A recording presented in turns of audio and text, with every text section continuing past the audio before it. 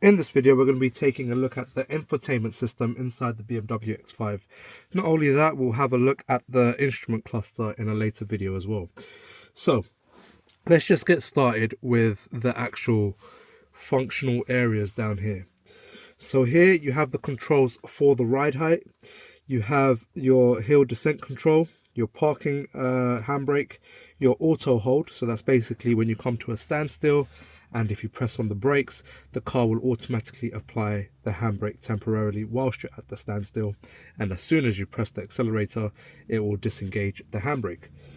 You then have your different driving modes: sports, comfort, eco pro, and adaptive. So you just basically select which one you want. You have your start stop button, your parking sensors button, your cameras. The cameras in this car are phenomenal, and the way they function is really cool. When you're reversing and you get too close to an object, the angle actually changes to like a bird's eye view to give you a better view of where you are in comparison to the object that you're potentially going to be hitting. You have the traction control on and off button over here, and then here you have the BMW iDrive system, which has been proven to be phenomenal in its own rights. So I'll just move the camera really quickly so you can see a better view of it. So you have your media button over here, the home button, maps, nav, communications, and web browser. And the dial works via rotation or via push. And it's also a touchscreen on this version. Where you got the big open dial, it's also a touchscreen. You can actually write on that. We'll show you that function in a second. You then have the back button and the options key. So whenever you're on a screen like this, whenever you're on a screen like this, if you press the options button, you'll get more additional help appear. So that's the functional area over here. What we're going to show you now is actually the infotainment system and how it works. Okay, so let's just place this back down, position it properly. The first thing that we're going to look at is how to connect your mobile device to your infotainment system, because let's be honest, that's the first thing you're going to want to do. So first thing we're going to do is we're going to press the start button. Once we press the start button, we're going to just get the car started, just so I'm not draining the battery as I'm doing all of this. Because I pressed the option button, we have this menu that's appeared over here. So all I'm going to do is press the back button on the bottom left of the iDrive. Now, don't worry if this is not the screen that you're seeing. To get to the normal home screen, just press the home button and it will take you to this page over here, right? You might already be in satnav, you might already be in media. Just press the home button and you'll end up in this section over here. Now this infotainment system is gesture controlled as well, which I'll show you in a second. So to connect your Bluetooth device, like I said, if you press home, it will take you to home. At the bottom over here, you actually have 3 icons that shows you the different menus you have in your home, right? So to connect your phone, all you do is you simply click on communication over there, click on telephone. Once you click on telephone, you want to go to connect new telephone. You then need to make sure your Bluetooth is turned on your phone, so please make sure you go over to your Bluetooth and ensure that it is turned on. Sometimes your Bluetooth doesn't appear until you go to the Bluetooth menu, so make sure you go to the Bluetooth menu. My phone's appeared, I can simply click on it, or I can press on the iDrive over here, confirm the code is the same, click on pair, just shut all these other apps down. Now it's telling me, do I want to use Android Auto or the BMW iDrive? For now, I just want to use the iDrive, but if you do want to use the Android Auto, you can. You just select Android Auto, but we're just going to go to the iDrive for now.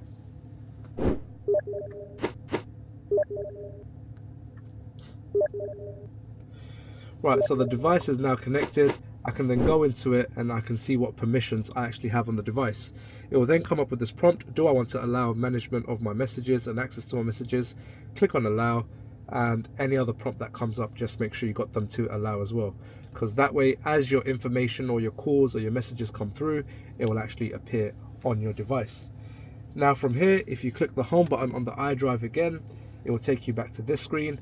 Now that your phone is connected, you can actually control your media from your device.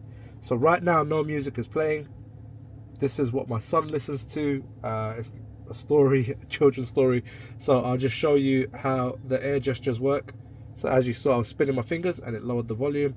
If I spin it clockwise, it increases the volume. The next function we want to go through over here is the navigation. So to control the navigation, click on nav, and then from here what you can do is click on search, click on your destinations, address input, or received destinations. That could be via messages or email. Right now, if we put to address input, we just enter a postcode, and once we enter a postcode, we'll be able to find the location. Now it automatically takes away letters as you type it in, okay? And then it tells you where you might want to go. If it's the right entry, click OK, enter the door number, and it's as simple as that. And there you go. We can now start the navigation.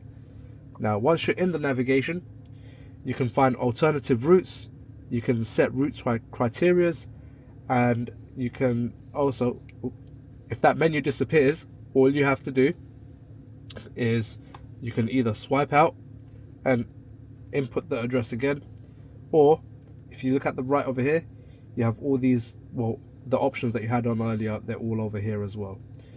Now on the iDrive section down here, if you press on options, right, you'll get this other display come up. You can click on help and it will actually teach you how to use the system. Very useful tool to have. Now with the split screen function, what it allows you to do is actually have your navigation operating as normal on one side, and it allows you to actually do other things like find another address, do different inputs on the other side, so you never actually lose your navigation and where you're meant to be going. Not only that, it actually appears on your instrument cluster, so you will never actually lose the sight of where you need to go. So the navigation, really simple, and if you go into the settings, you can set the criterias into more detail as well, and how you want it to respond, whether it's nighttime, daytime, or it's automatic. So many different functions in here that you can play around with and customize it to your liking. That's the main things when it comes to the infotainment system. It's the media controls, the communications, and the navigation. If you click on car, you have other things that you can control, like your driving information. And if I go into settings, you can control your driving mode, exterior lighting, your driving assist, displays, door access, interior lighting, where you can actually change the color of what the interior should look like. And then you can choose the brightness of everything as well, which again, quite cool. Now if we go back, you can actually assign key buttons on here as well. So once you go into here, you can choose whether the driver door only opens when you unlock the car, or whether it's all of them. That's your basic functionality when it comes to the infotainment system in this X5. Now down here is your climate controls. You have your heated seat controls, your demisters for the front, rear. You have your demisters and the airflow for the rest of the cabin, top, bottom, and the vents. You have your auto ventilation, so you set a temperature on the gauge and it will automatically change the temperature in the car to match the temperature that you've set on the gauge over here. And then over here you have the AC button. When you press the AC light turns on. If you press the menu button, you actually get another menu that operates over here. If you want these two temperatures to synchronize, because as you can see right now they're not synchronized, just click on synchronize once you press the menu button, and now they will work as one. And when you click on heating and ventilation, it will then give you a visual representation of everything that you're trying to do. So I'm just going to turn the heating off. By the way, just a quick tip, if you just hold down on the airflow on the driver's side, it turns it off automatically. Now for the instrument cluster, we're going to do it on a separate video because there's so much more to go into here and the functionality of it. So if you want to watch that, please do support the channel by hitting that like and subscribe button. It really does help us out and we really appreciate your support.